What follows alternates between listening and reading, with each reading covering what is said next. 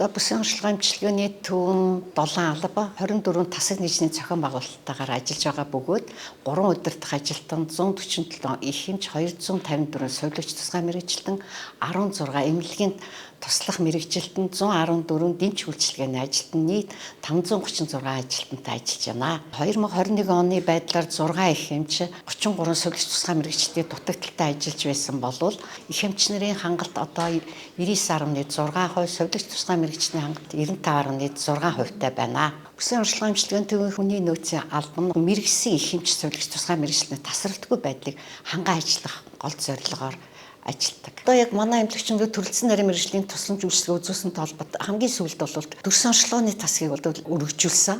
Хуучин бол ангиографийн эмч сувилагч техникч байхгүйсэн бол тэрийг нэмэгдүүлсэн. Хуучин төрсөн онцлогоон дээр 2 эмч байсан бол одоо 6 их эмч ажиллаж байна. Хавдрын бай хим эмчилгээ хийх болсонтой холбоотойгоор хавдрын тусламж үйлчилгээний үзүүлдэг хавдрын бүртгэл мэдээллийн ажилтан хавдрын эмч сувилагчийн тоог бол нэмэгдүүлээ ажилласан.